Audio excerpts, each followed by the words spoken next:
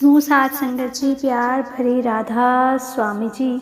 साथ संगत जी, आज की साखी बहुत ही प्यारी साखी है। साथ संगत जी,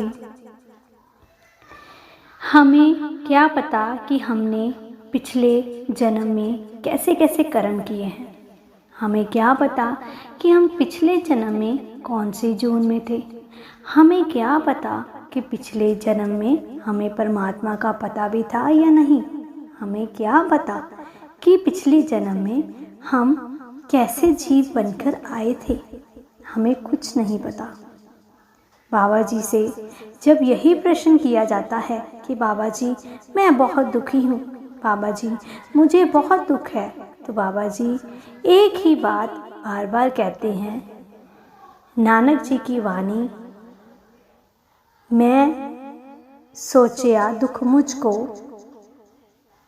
पर जब मैंने अपने आसपास नजर मारी तो दुख सबको। इस संसार में हर कोई दुखी है। इस संसार में हर एक के दुख अलग अलग प्रकार के हैं। इस संसार में अगर कोई सुखी है तो बाबा जी बार बार यही कहते हैं कि उसके पुनर्जन्मों का फल है। साथ संगत जी, बाबा जी बार बार यही कहते हैं कि हम सोचते क्यों हैं। साथ संगत जी, बाबा जी बार बार यही कहते हैं कि हम किस बात की फिक्र करते हैं। साथ संगत जी, बाबा जी ये भी बार बार कहते हैं हम किसके आगे अरदासें करते हैं। आप छोटी सी बात सोचकर देखिए कि जब हम माँ के गर्भ में होते हैं हम कितने ही तकलीफ में होते हैं। ये कौन जानता है? सिर्फ वो परमात्मा। ये बच्चा अंदर कैसा है ये एक माँ भी नहीं जान सकती। अगर उसको कुछ ज्यादा तकलीफ है तो वो डॉक्टर के पास चली जाती है, पर बच्चा अंदर सही है, ठीक है, ये उस परमात्मा की ही नजर है। साथ संगत जी, बाबा जी ये भी कहते हैं कि अगर तुम्हें इंसान की जोनी मिली है ना तो आप बहुत भाग्यशाली हो, क्योंकि आप खुद सोचिए 84 लाख जोनियां हैं। इस गेड़ में हम बार बार घूमते हैं। बाबा जी बार बार यही कहते हैं कि जब तक साथ संगत जी हमारे कर्मों का फल, हमारे कर्मों का समय पूरा नहीं होता, हमें बार बार जन्म लेना पड़ता है। फिर भी हम गलत कर्म कर जाते हैं।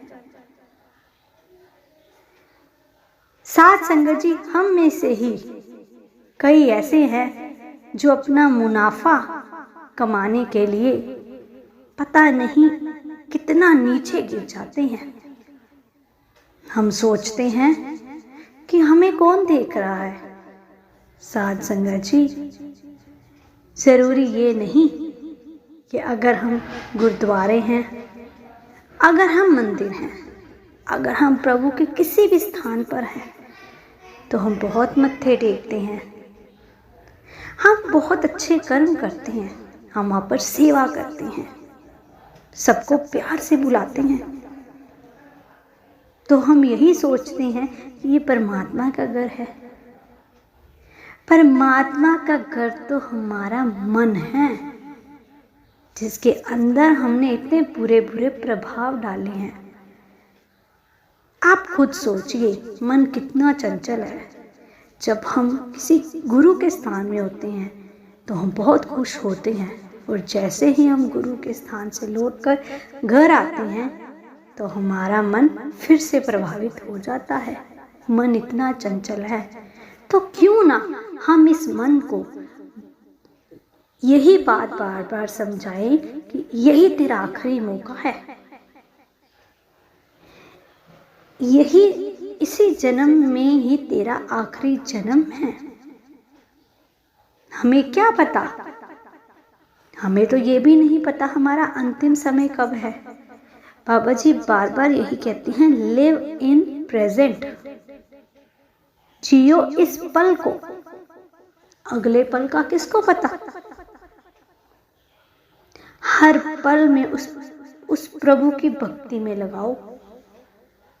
तो साथ संगत जी, आज की साखी में एक सत्संगी बहन को अपना पुनर्जन्म जब याद आता है,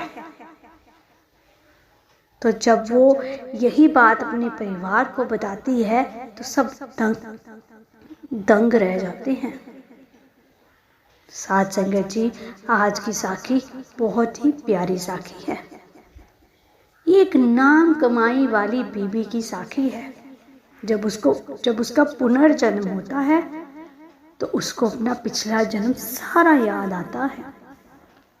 बहुत भाग्यशाली है ये रूह, जिसने प्रभु की याद में इतने पल बिताए कि उसको अपना सारा पिछले कर्मों का सब याद आ गया।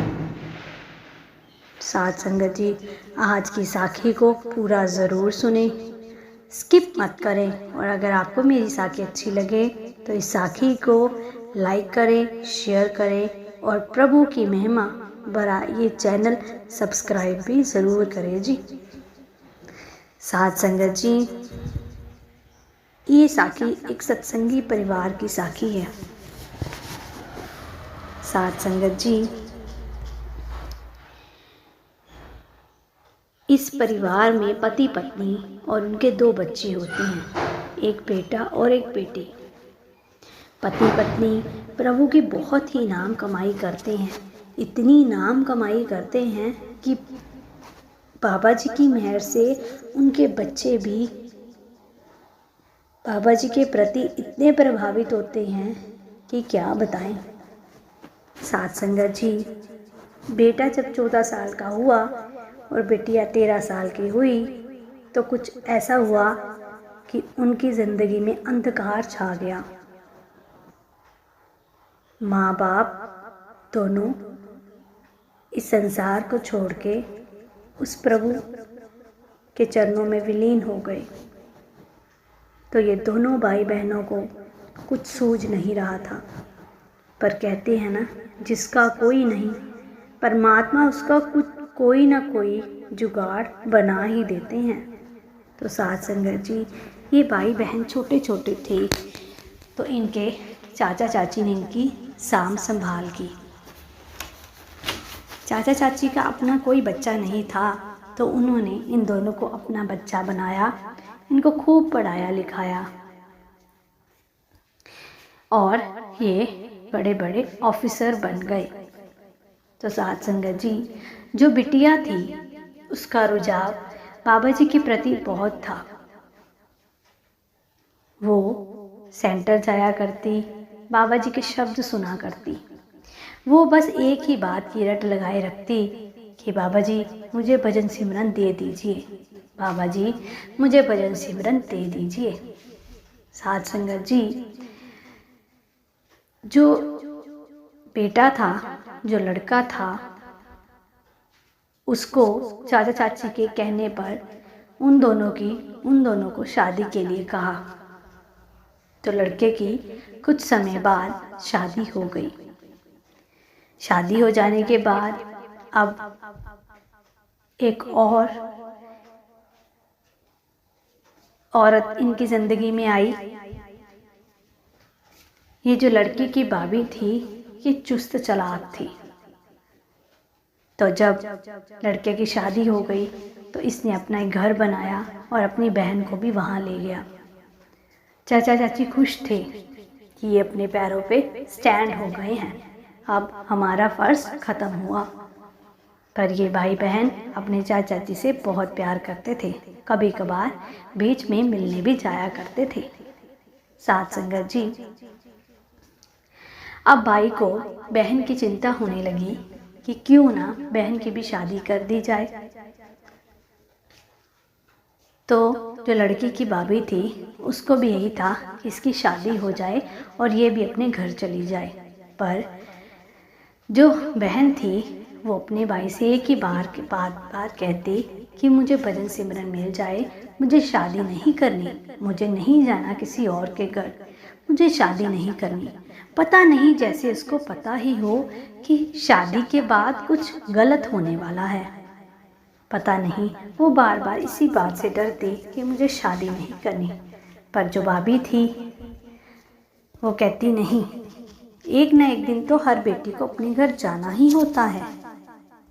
तो वो एक ही ज़िद पकड़ के बैठी रही कि नहीं, मुझे शादी नहीं करनी। भैया तू मुझे शादी के लिए बार बार मत कहा कर, क्योंकि पता नहीं मेरा दिल नहीं मानता। मुझे सिर्फ बाबा जी से भजन सिमरन ही प्राप्त करना है और मुझे कुछ नहीं चाहिए।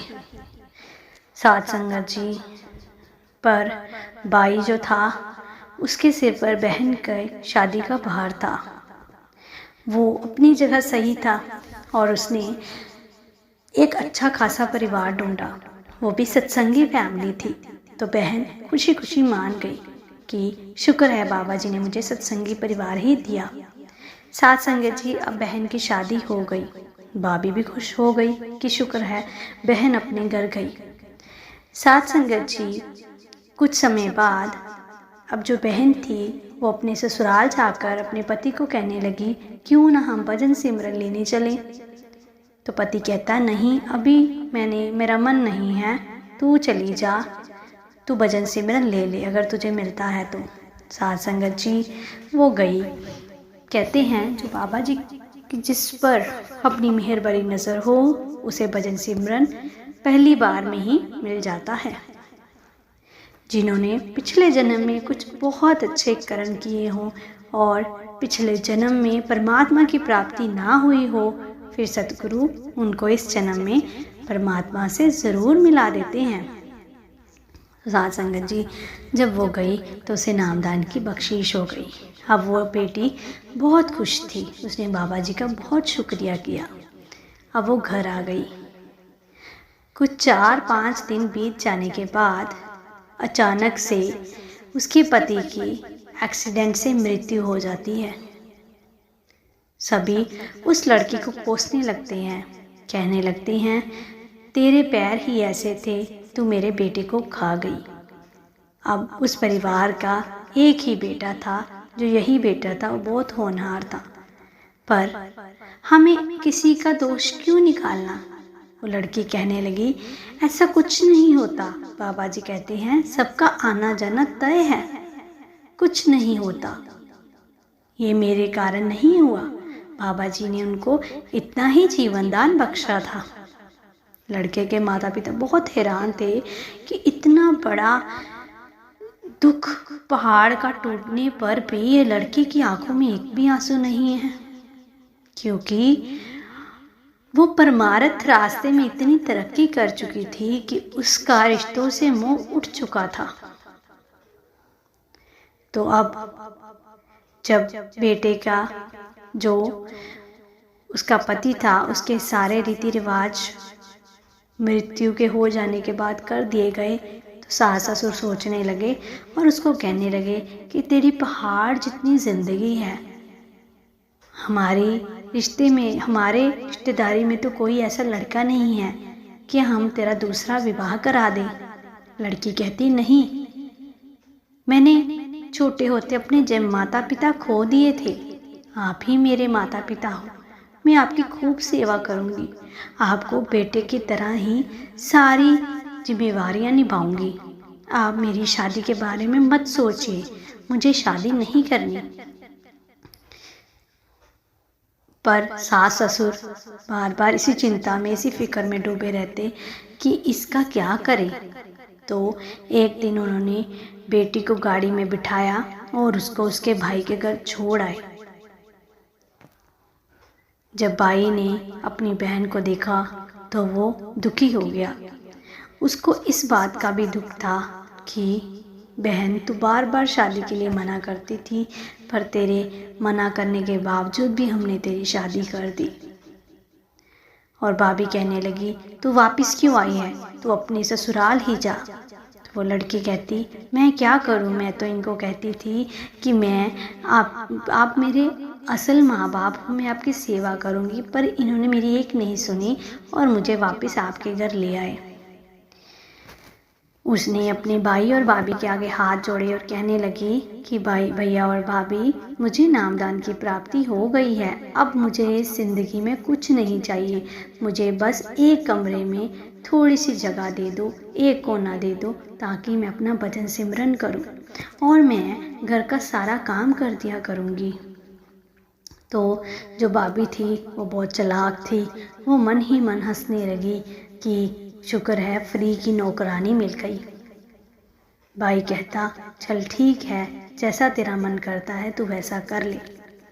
अब वो बिटिया सारा दिन घर का काम करती और सारी सारी रात सोती नहीं, एक कोने में बैठकर सिमरन किया करती। उधर दूसरी ओर भाई की शादी को 5-6 साल हो गए थे और औलाद नहीं हो रही थी। औलाद के ना होने पर ये दोनों पति और पत्नी इसी तड़प में थे। कभी किसी डॉक्टर के पास जाते, कभी किसी तांत्रिक के पास जाते, कभी किसी पंडित के पास जाते। तो ये लड़की इनको बार बार कहती, भैया और भाभी आप कहीं मत जाइए, आप बाबा जी के पास जाइए, बाबा जी के सत्संग सुनिए, वो आपको कोई ना कोई रास्ता ज़रूर बता देंगे। हमारे जो सतगुरु हैं वो अंधविश्वासों में नहीं डालते और आप अपना समय बर्बाद कर रहे हो।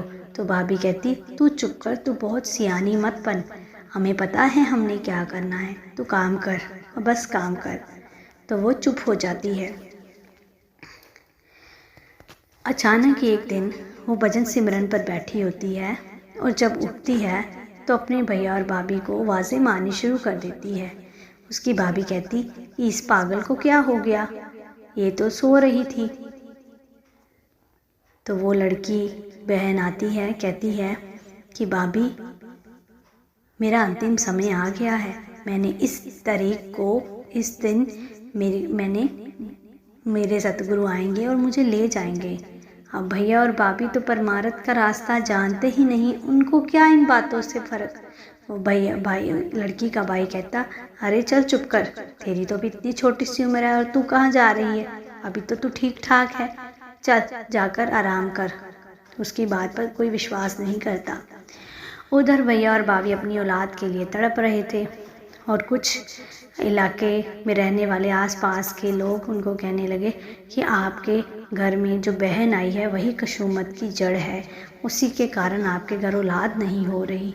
तो भाभी भी उसको लगा लगा के बातें करती रहती, पर फिर भी वो लड़की सारा दिन भजन सिमरन में डूबी रहती। उस पर एक भी बात का कोई भी फ़र्क नहीं पड़ता था। वो भजन सिमरन करती रहती, काम करते भजन सिमरन करती रहती, बस परमात्मा का ध्यान ध्याई रखती। वो कहती कि भैया और भाभी मैं कौन होती हूँ, मैं तो बहुत खुश होंगी अगर मेरे भाई का परिवार बढ़े, सबसे ज़्यादा खुशी तो मुझको होगी। मैं भी चाहती हूँ कि मैं अपने जाने से पहले अपने भैया और भाभी की औलाद को खिला सकूँ। तो साथ संगत जी, एक दिन फिर जब वो भजन सिमरन पर बैठी होती है, अचानक से उठकर फिर अपने भैया और भाभी के पास आती है। वो कहती है कि मुझे पता है कि भाभी आपके घर औलाद कब होनी है, पर जब मेरा अंतिम समय आएगा मैं अपने सतगुरु से प्रार्थना करूँगी, तब तो मुझसे ज़रूर पूछ लेना, पर मेरे जाने से पहले ये पूछ ज़रूर लेना। साथ संगत जी, कुछ दिन बीत जाने के बाद अचानक से बहन की तबीयत खराब हो जाती है। अब उसने पहले ही अपने भाई को बताया था कि जब मेरा अंतिम समय आएगा मैं उसके तकरीबन 3 दिन पहले बीमार हो जाऊंगी। 2 दिन बीत जाते हैं। अब भैया और भाभी को विश्वास आ जाता है कि इसकी भक्ति बहुत है, क्या सच में ये कल चली जाएगी।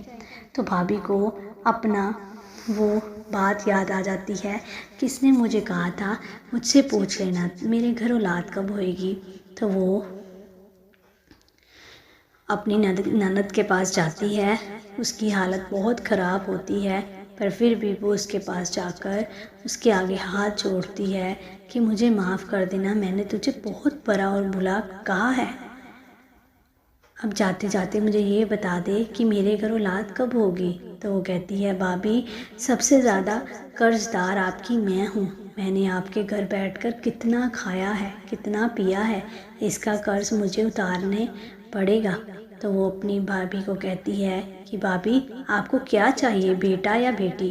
तो वो कहती है कि मेरे घर चाहे बेटियां आ जाए चाहे बेटे आ जाए, बस मेरा घर हरा भरा हो जाए। तो ननद कहती है कि मेरे बाबा जी ने कहा है कि आपके घर 2 बेटियां आएंगी। आपकी जो छोटी बेटी आपको मैं एक बात बता देती हूँ, जो आपकी बड़ी बेटी होगी उसकी शादी मत करना, और आपकी छोटी बेटी आपके सारे शौक़ पूरे करेगी, आपको आपकी हर दिल की ख्वाहिश पूरी करेगी। ऐसी होगी आपकी छोटी बिटिया। साथ संगत जी, जब वो इतनी बात कहती है तो उसको सतगुरु लेने आते हैं। तो वो ज़ोर से हाथ जोड़कर राधा स्वामी जी बुलाती है, उसकी जान निकल जाती है। बाबा जी उसको ले जाते हैं अपने घर। तो भाभी को यकीन आ जाता है कि सच में इसकी बहुत भक्ति थी। तो भैया और भाभी उसकी सारे रस्में रीतियाँ करते हैं। तो कुछ दिन बीत जाने के बाद उसके घर, उसकी भाभी के घर 2 बेटियां होती हैं। पहले बड़ी बेटी होती है और कुछ सालों बाद छोटी बेटी भी आ जाती है। जो बड़ी बेटी होती है वो परमात्मा के प्रति बहुत रुझाव रखती है। उन दोनों बेटियों को वो काफ़ी पढ़ा लिखा देते हैं। जो छोटी बेटी होती है वो फ़ौरन चली जाती है, जो बड़ी बेटी होती है वो इनके पास ही रहती है। तो भाभी को अपनी ननद की बातें याद आती हैं कि बड़ी बेटी की शादी नहीं करना, उसने यही कहा था जब उनकी उम्र शादी के लिए हो जाती है। पर वो गलती से भी अपनी बड़ी बेटी से शादी के बारे में नहीं पूछते, और बड़ी बेटी को कुछ समय बाद भजन सिमरन मिल जाता है और वो काफ़ी दिन भजन सिमरन करती रहती है। अब बड़ी बेटी का अंतिम समय आ जाता है तो वो आवाज़ मारकर अपनी माँ को बुलाती है। अपनी माँ को कहती है कि माँ, तुमने मुझे पहचाना नहीं। वो कहती, मैं क्यों नहीं पहचानूंगी, सारा दिन तो मैं तेरे साथ रहती हूँ। पर वो बेटी कहती है, नहीं, तुमने मुझे नहीं पहचाना माँ। तो उसकी माँ कहती है, कैसे, मैं क्यों नहीं पहचानती, तू मेरी बेटी है। वो कहती, माँ, मैं तेरी बेटी नहीं, मैं तेरी बेटी के रूप में मैं तेरी ननद हूँ। मेरे कुछ कर्म रह गए थे जो मुझे पूरे करने थे। अब मेरा अंतिम समय आ गया है, मुझे जाना है, पर आप रोना धोना मत। तभी तो सतगुरु से मैंने एक और बेटी की मांग की थी और वो बेटी आपकी फॉरेन में है। वो बहुत खुश है। आप दोनों मेरा अंतिम संस्कार कर कर अपनी छोटी बेटी के पास चले जाना, पर रोना धोना मत, क्योंकि अब मेरी ज़िंदगी का सफ़र ख़त्म होना है और मैंने इस गेड़ में बार बार नहीं आना। मेरे बाबा जी का यही संदेश है। तो उसको सारा अपना पुनर्जन्म याद आता है। वो अपनी माँ को बताती है कि मैं आपके घर आई थी, मैंने आपको शादी के लिए मना किया था। जब वो सारी बातें बताती हैं तो भैया और भाभी दोनों, माँ और बाप की आंखें खुल जाती है। ये कोई और नहीं, ये तो हमारी वही प्यारी ननद है। इसी के कारण तो हमें औलाद की प्राप्ति हुई थी। इसी ने तो सतगुरु से सच्ची फरियाद की थी। साथ संगत जी, अब उसका अंतिम समय आ जाता है और वो उसका संस्कार कर देते हैं, पर रोते नहीं हैं और अपनी छोटी बेटी के पास चले जाते हैं। तो साथ संगत जी, फिर वो अपनी छोटी बेटी के पास वहीं पर रह जाते हैं। साथ संगत जी, यही थी मेरी आज की साखी। हमें अगर किसी बात से कोई मना कर रहा है तो उसकी ज़रूर कोई वजह है। साथ संगत जी, आज तक हमने कभी नहीं सुना किसी को अपने पुराने जन्म का कुछ याद हो। ये तो बाबा जी की मेहर है। और साथ संगत जी, इसी साखी से हमें यही सीख मिलती है कि हमें अच्छे कर्म करने चाहिए। हमें कभी किसी का बुरा नहीं करनी चाहिए, कभी किसी की निंदा नहीं करनी चाहिए। सिर्फ उस परमात्मा का ध्यान देते रहना चाहिए और अपने हर काम में अपना 100% दीजिए। किसी के बारे में बुरा मत सोचिए, सिर्फ उस सतगुरु की याद में विलीन रहिए, क्योंकि जिस सतगुरु ने हमें भेजा है उसी ने हमें वापस लेकर जाना है। तो साथ संगत जी, आज की मेरी ये प्यारी साखी आपको कैसी लगी है? इस साखी को लाइक करें, शेयर करें और मेरे चैनल को सब्सक्राइब भी ज़रूर करें जी। साथ संगत जी, आप सभी को प्यार भरी राधा स्वामी जी।